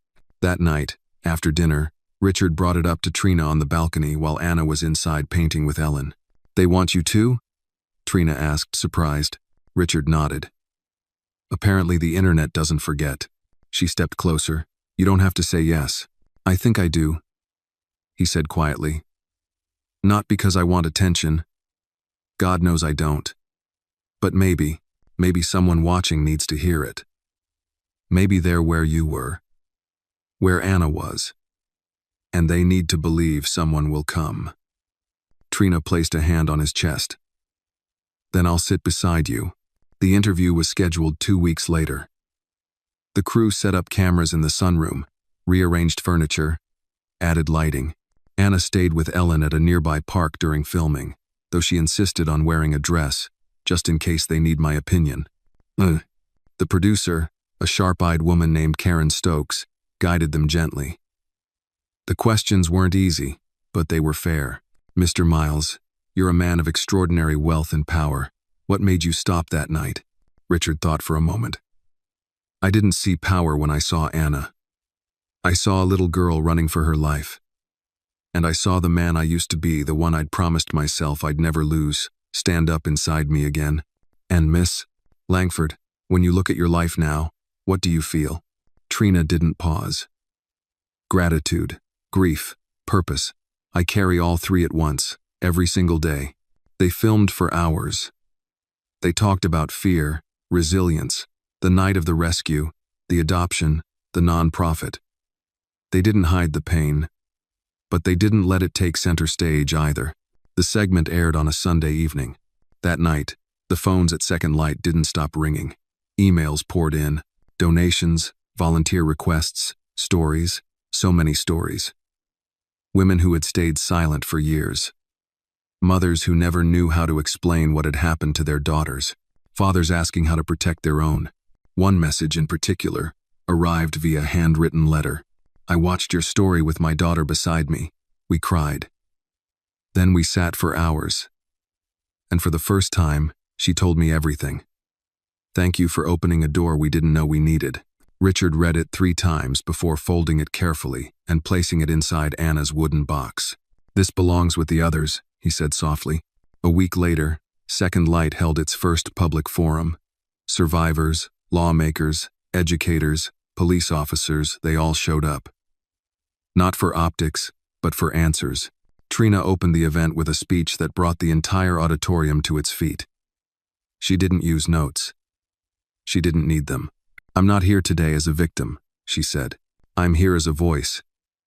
And I believe every life saved begins with someone who refuses to look away." When she stepped off stage, Richard met her at the edge, eyes damp. "You were born for this," he said. "No," she corrected. "I survived for this." That night, Anna sat curled in her bed, flipping through a children's book about brave animals who rescued their friends from danger. Richard sat beside her, tucking the blanket around her shoulders. "Did Mommy help a lot of people today?" Anna asked. "She did," Richard smiled. "She helped more than she knows. Can I help too?" "You already do, sweetheart," he said, brushing a strand of hair from her cheek. "Every time you smile, every time you tell your story, you help people see that even the smallest voice can be strong." Anna nodded, her eyes heavy with sleep. "Then I'll keep being strong." And as Richard watched her drift off, he realized something profound. Strength wasn't always loud. It wasn't in the punches thrown or speeches made. Sometimes, it was in the whisper of a child's breath, as she slept in safety. That was the legacy he wanted. Not headlines, not statues, just peace. Earned, not given, and shared, like light passed from one candle to another. It was late April when the past returned, not with violence, but with the slow, unnerving scrape of a memory you thought was buried. The skies over San Francisco had turned a soft amber by late afternoon, and the penthouse hummed with the comforting sounds of routine. Anna singing to her dolls in the hallway, Ellen cooking in the kitchen, Trina seated near the window sketching outlines for a mural she'd been commissioned to design for a community center. Richard had just stepped off a Zoom call when Nathan texted, "You alone?" Richard replied, "In my office. Come up?" Nathan arrived 10 minutes later, a heavy expression on his face and a folder in his hand, always a bad sign. He dropped it on Richard's desk like it burned his fingers. "Tell me this doesn't mean what I think it does," Richard said, not even opening it. "I wish I could," Nathan said, voice low. "But it's him." Richard flipped the folder open. Inside were photographs, time-stamped and annotated. A man, early 50s, gray around the edges, thinner than before but unmistakable. The eyes were the same, cold, calculated. "Stephen Rago," Nathan said. "Vince's older brother." Richard leaned back, face unreadable. Didn't even know he had one. Few people did. Stephen kept out of Vince's operations, at least visibly. But according to Monroe, he ran the finances behind the scenes shell companies, offshore laundering, digital cleanup. And now he's what? Stepping in to rebuild the empire? Something like that. He's been spotted in Oakland, then San Jose, now back in the city. We think he's trying to make connections Vince left behind, quietly. But he's asking questions. About Anna? About you. Richard's stomach tightened. Let me guess, revenge? Nathan nodded. We intercepted chatter on the dark web forums. Nothing concrete, but enough to worry. Richard stood up, pacing. I thought we ended this. We ended Vince, Nathan said. We didn't end what created him. Stephen's smarter, more patient. He won't come charging through the front door. He'll wait, watch, and strike where it hurts most. Richard turned toward the window. The city stretched out before him, glittering under the fading light. What do you want to do? Nathan asked. We go on the offensive, Richard said. We don't wait for him to act. We find his weak spot, and we tear it open before he gets a chance. And Trina? Richard hesitated. We don't tell her yet. Not until we know exactly what we're dealing with. That night, Richard lay awake long after Anna and Trina had gone to bed. He listened to the comforting sounds of their sleep, soft breathing, occasional rustles of bedsheets. He stood by Anna's door for a moment, watching her curled around her stuffed bear. So small, so peaceful. Then he descended into the study and opened a private safe behind a bookshelf. Inside, documents, a pistol, and a flash drive marked Rago, Legacy. He plugged the drive into his laptop. It contained everything Nathan and Monroe had gathered on Vince's operations, names, locations, accounts. Most of it was closed now, but some threads had never been followed. And there, buried in a subfolder labeled SR Holdings, he saw it. Transactions linked to a series of wellness clinics in Arizona. Shell corporations that tied back to Stephen Rago. Got you, Richard muttered. The next morning, he called Monroe. I want a task force, he said. Off the books, small, surgical. We take out whatever Stephen's building before it takes root. I can't promise anything formal, Monroe warned. Too much heat from DC. Still fallout from the last case. Then let me fund it privately, Richard said. I don't care what it costs. There was a pause. Then Monroe said, I'll make calls. Over the next 2 weeks, Richard moved like a man haunted. He played the role of father and husband as usual, breakfast with Anna, date nights with Trina, but always with a piece of his mind turned toward the hunt. He met quietly with tech experts, private investigators, former federal agents now freelancing in the gray zones of the law. Nathan coordinated logistics. Monroe provided intel. They learned that Stephen had been operating under a new identity, Martin Leeds, and that he was funneling money into rehabilitation centers. that were rumored to be fronts for trafficking under the guise of recovery programs. One facility in Phoenix had already been shut down after anonymous tips. Richard suspected one of their people had leaked it on purpose, to warn him. Then, on a Tuesday morning, a breakthrough came. A name, Teresa Valdez, a former employee at one of the clinics.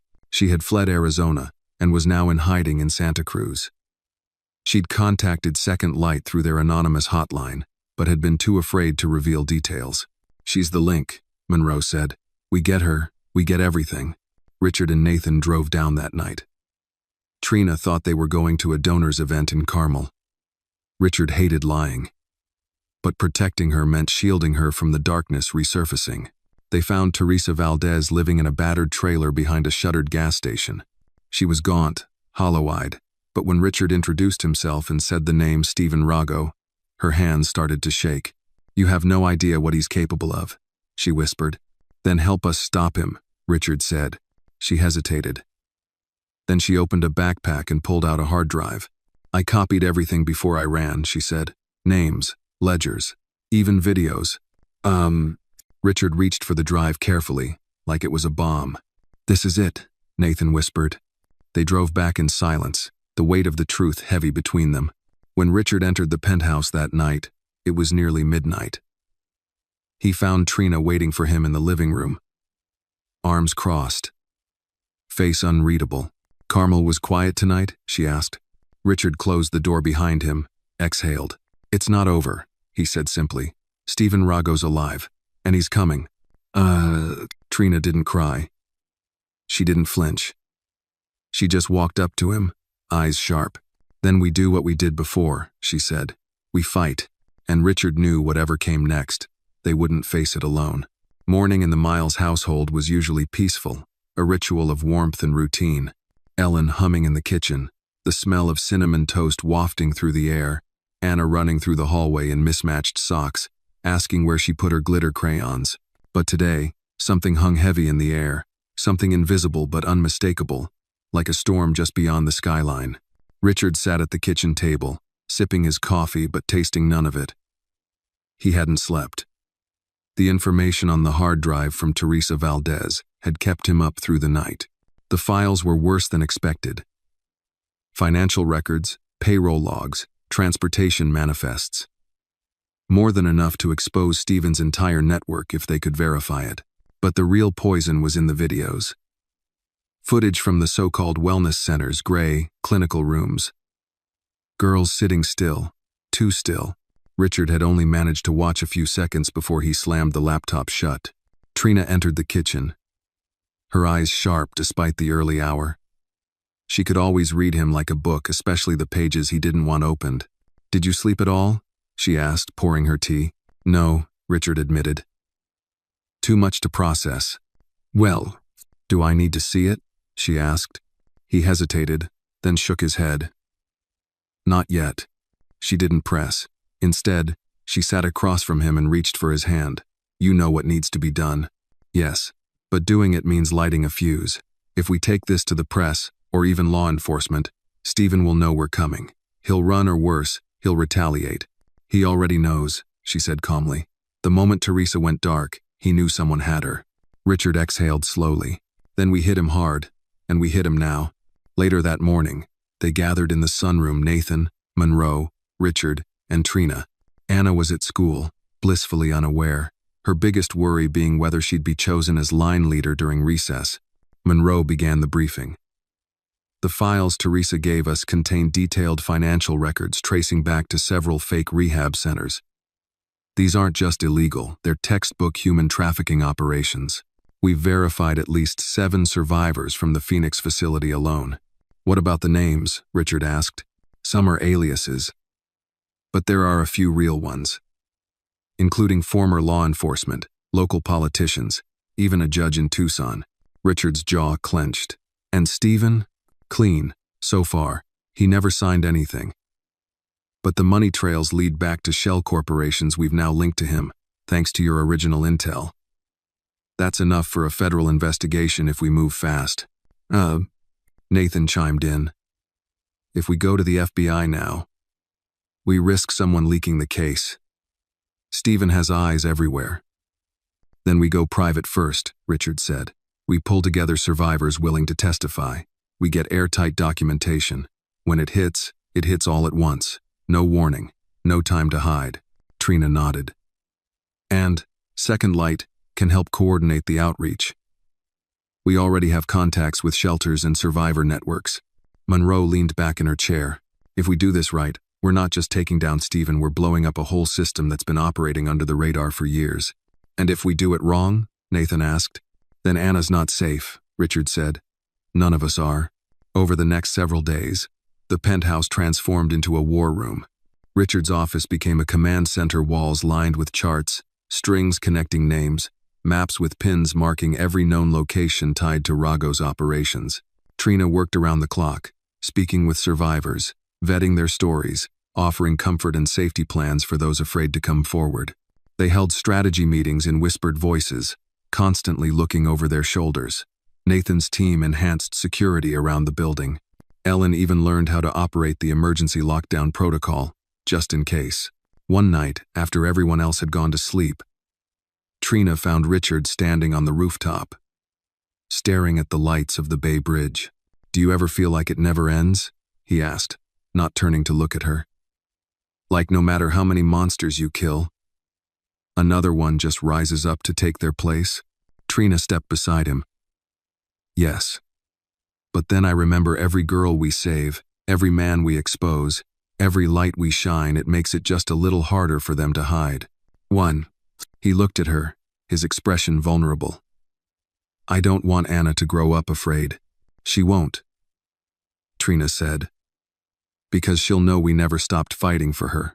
By the end of the week, they had a plan. Monroe had arranged a private meeting with a federal prosecutor in D.C., someone who had quietly taken down 2 trafficking rings in the Midwest and who had no political ambition to be swayed. Teresa Valdez would fly out with Monroe to testify, and the files would be delivered in person. The night before the trip, Richard sat with Anna at bedtime. She looked up at him as he tucked her in. You look worried. I'm okay, he said gently. Just a little tired. She reached for his hand, so small in his. I had a dream last night, she said. There was a big dark shadow in the garden, but the flowers kept growing, even in the dark. Richard blinked, startled. What kind of flowers? Daisies, and lavender, and Mommy's pink ones that I don't remember the name of. He smiled, brushing a curl from her forehead. That sounds like a good dream. It was, she whispered, because you were there, and Mommy, and we weren't scared. After she fell asleep, Richard stood by her door for a long time, thinking about the shadow and the flowers. About how innocence somehow knew the truth before the rest of the world caught up. The next morning, Monroe and Teresa boarded a private plane bound for D.C. Richard watched from the runway, his hand clenched in a fist at his side. The war had begun, but this time, they had something stronger than fear. They had truth, and they had each other. The waiting was the worst part. 2 days had passed since Monroe and Teresa arrived in D.C. They were scheduled to meet with the federal prosecutor in a closed-door session. No press, no leaks, no digital records. That's how sensitive the case was. It also meant Richard, Trina, and Nathan had to operate in a vacuum, with nothing but brief encrypted messages to assure them things were progressing. Richard sat in his study, unable to focus. The walls around him were covered in charts and photographs, but his eyes refused to settle on any of them.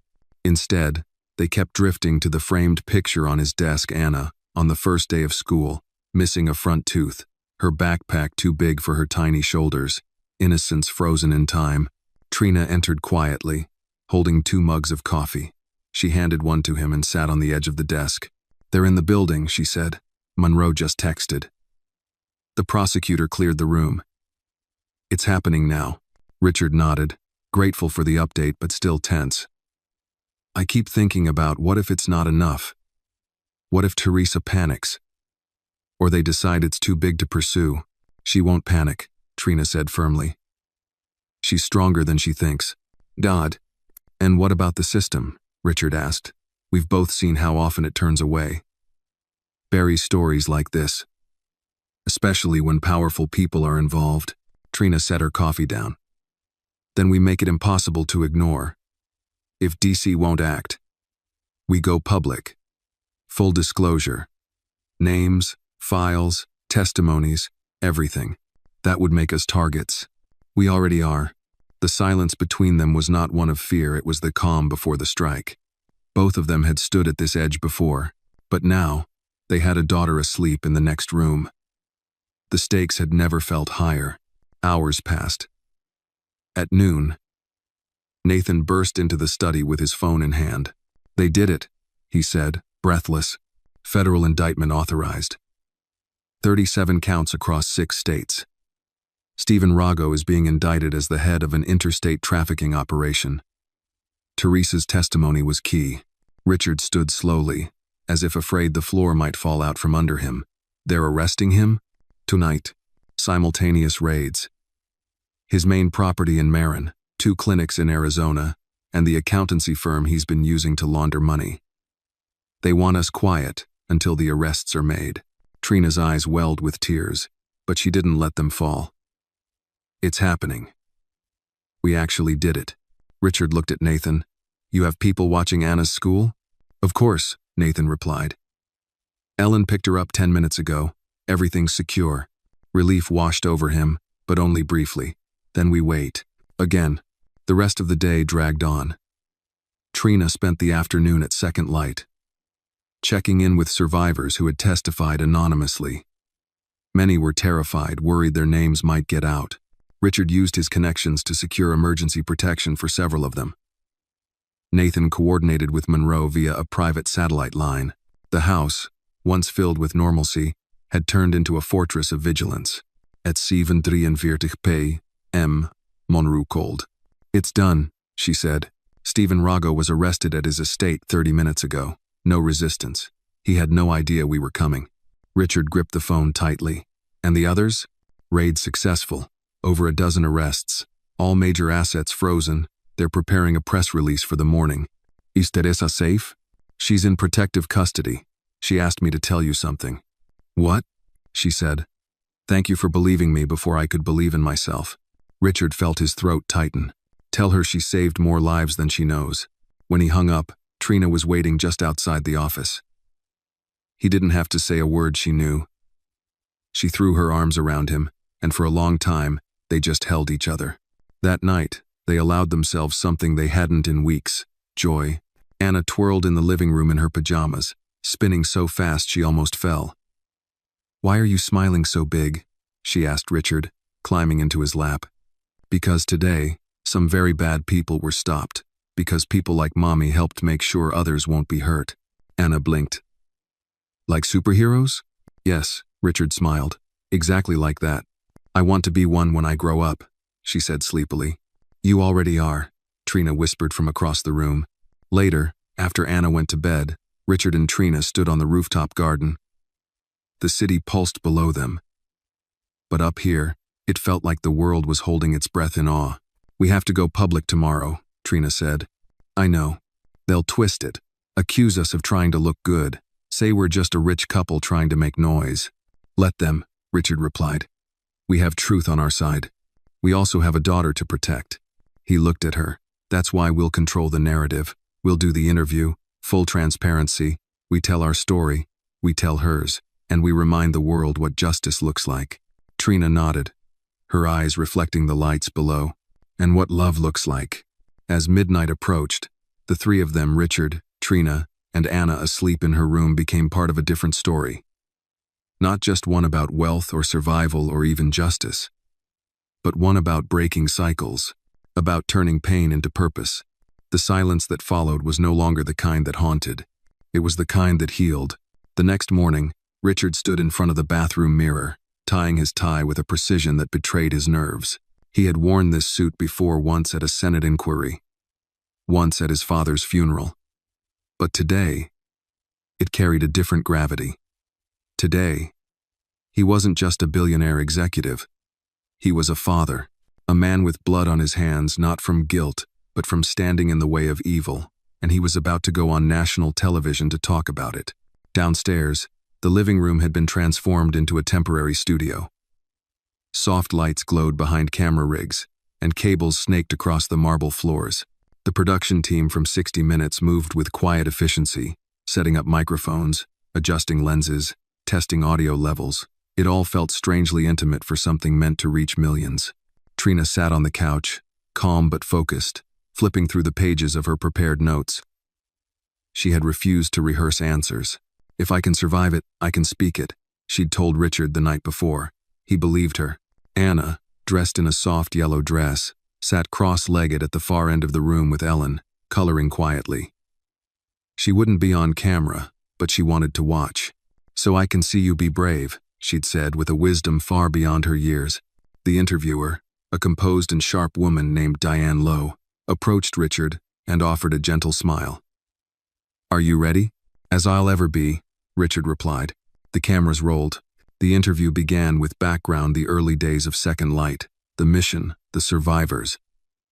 Then it moved into deeper territory.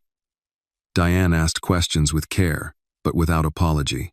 "When did you first realize Anna wasn't just any child in trouble?" Richard leaned forward. "The moment I saw her running in the rain. I didn't know her story, but I knew that kind of fear. It wasn't just physical. It was the kind that follows you long after the danger's gone." Trina spoke next.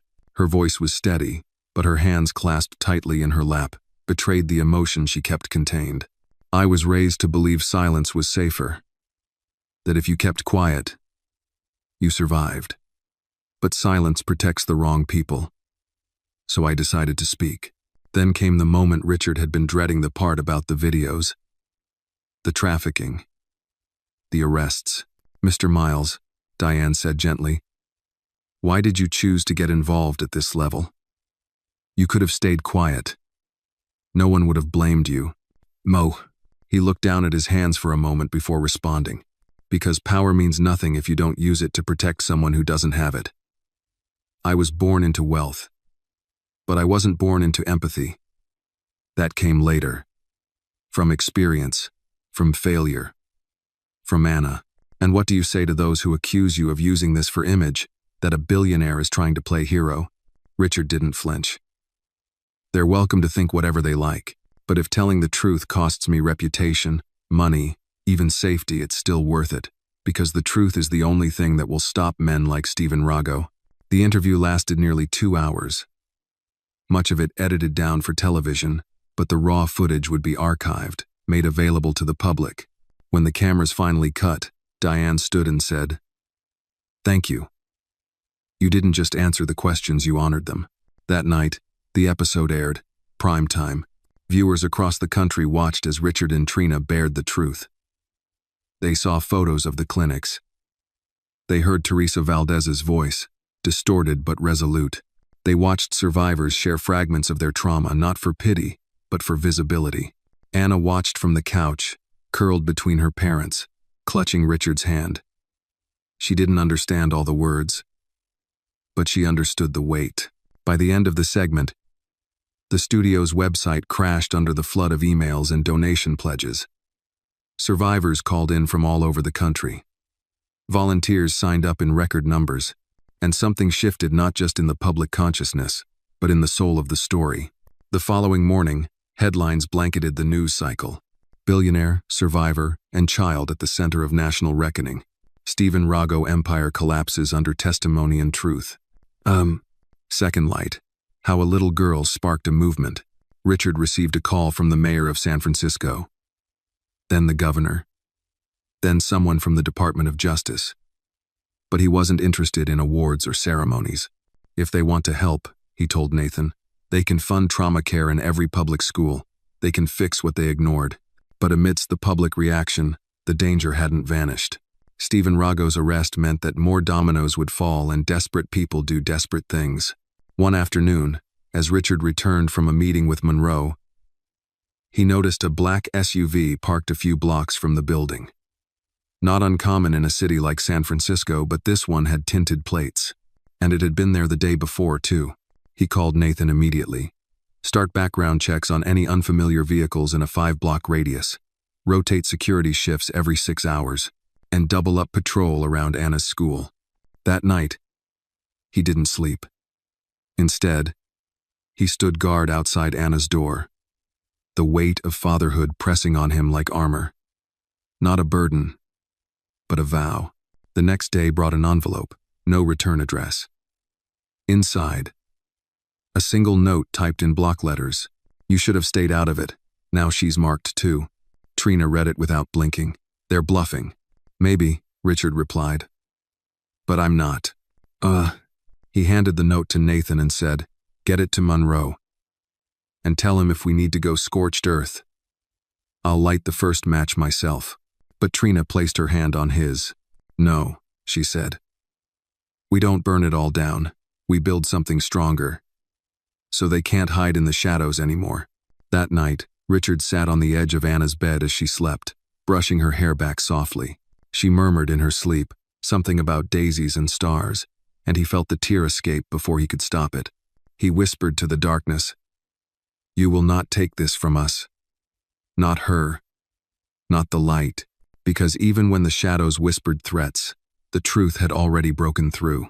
And now, it was too bright to ever be dimmed again. The city buzzed with a strange mix of outrage and hope in the days following the televised interview. Lines formed outside Second Light centers across the country, as more survivors, young and old, stepped out of silence. Donations poured in. Volunteers signed up by the hundreds. Lawmakers scrambled to be on the right side of history. But for Richard, Trina, and Anna, life didn't feel like a celebration. It felt like holding your breath after the explosion, waiting to see what was left standing. The threat letter had changed things. Every street corner was a question mark. Every shadow a possible danger. Nathan doubled the security detail. Ellen kept Anna home from school. Trina canceled all public appearances. They didn't hide, but they didn't take chances either. And through it all, Anna remained the quiet center of their world. She was painting more now, pages filled with suns and trees and small houses with hearts over the rooftops. But sometimes, she'd slip into silence, her eyes drifting to the window like she was listening for something distant. Trina noticed it first. She's watching for him, she said one evening. Richard glanced up from the files spread across the kitchen table. Stephen? Trina shook her head. Number the man in the alley. The one who chased her that night. The one who didn't stop. Richard didn't respond. He knew Trina was right. Children didn't forget terror. They stored it, folded into their bones, waiting for someone to tell them it was safe to breathe again. That night, while Anna slept, Richard called Monroe. Give me everything we have on the third man, the one who got away. Monroe didn't hesitate. Already pulled the file. His name's Michael Gantz, ex-military, worked security for Rago's clinics, disappeared after the raids. We think he's operating alone now, off the grid. Is he the one who sent the note? Could be. He fits the profile. We have sightings in Nevada, then Colorado, but nothing solid since last week. Richard's voice dropped. Find him. Before he finds us. The next morning brought a gift. A literal one. Left outside their door, wrapped in brown paper. No note. No name. Nathan spotted it during a security sweep and called it in. Inside the package, a small pink stuffed bear. Anna's. The same one she'd lost the night she ran into Richard's life. Trina stared at it like it might explode. How did he get this? Richard's voice was ice. He's closer than we thought. Monroe arrived within the hour, furious. We had teams watching all perimeter zones. Someone let their guard down. I won't let it happen again. Richard looked him dead in the eyes. I'm not waiting for Gantz to make the next move. We end this. That night, Trina and Anna were relocated to a secure safe house under a false name. Richard stayed behind with Nathan and a private task force ex-military, loyal, discreet. They wired the building with sensors, motion detectors, infrared cams. The trap was set. For 3 nights, nothing happened. Then, just past 2 a.m. on the 4th night, one of the rooftop alarms triggered. Nathan woke Richard instantly. Movement. North stairwell. 1 heat signature. Richard didn't hesitate. Seal the exits, quietly. The footage from the thermal camera showed a lone figure, tall, lean, moving like a predator, Michael Gantz. He bypassed security systems like he'd studied the layout. He moved with a familiarity that chilled Richard to the bone. But what Gantz didn't know was that they'd built a false floor plan. He was heading straight into a controlled space, a dead end. Nathan waited there, armed, silent. When Gantz opened the door, expecting an empty hallway, he froze. Richard stood behind him with a sidearm. "Don't move," Gantz laughed. "You think you've won, rich boy?" "No," Richard said, stepping closer. "I think I've survived." Gantz lunged. Nathan fired once clean shot to the leg. Gantz dropped with a roar. But he wasn't dead. Richard knelt beside him. "You followed a little girl into the night," he said. "You ran her mother off the road. You trafficked dozens of girls. And now, you're going to disappear into a cage. Forever." Gantz spat blood. "You can't save all of them." "No," Richard said coldly. "But I saved her. And that's enough." Authorities arrived within minutes. Monroe oversaw the extraction personally. Gantz was taken into federal custody without further incident. The final threat was neutralized. Later that morning, Richard drove to the safe house. Anna ran into his arms the second she saw him. "It's over," he whispered into her hair. "You're safe now, forever." Trina stood nearby, eyes full of unshed tears. She didn't ask what happened. She didn't need to. Back at the penthouse that evening, the family sat together on the rooftop garden. Anna handed Richard a drawing her, Trina, and Richard, standing under a sky full of stars. "Are we normal now?" she asked. Richard smiled. We're something better." That week, Second Light announced a national initiative, the Anna Miles Foundation. It would fund shelters, recovery programs, and legal support for child trafficking victims. Survivors would no longer be hidden. They would be seen, believed, and backed. During the opening ceremony, Richard took the podium, looking out at a crowd of faces that had known pain, injustice, and now finally hope. "Justice," he said, "isn't a courtroom or a headline. It's a child sleeping through the night without fear. It's a mother knowing her daughter will grow up in the light, not in the shadows. And it's a world where silence is no longer an option." The audience rose to their feet in applause. Anna stood beside him, her hand in Trina's, her eyes wide and bright. And in that moment, Richard knew. They hadn't just won a battle. They had lit a path for others to follow. The story, once born of fear, now pulsed with resilience. And the light that remained was strong enough for all who would come next. The story teaches us that courage isn't found in wealth or power, but in choosing to stand up for what's right even when it's dangerous. It reminds us that silence protects the wrong people, and speaking out can save lives. Through Richard's journey, we learn that justice begins with empathy, and even one brave act can spark a movement. Most of all, it shows that love, when guided by truth, has the power to heal, protect, and light the way forward for others still trapped in the dark.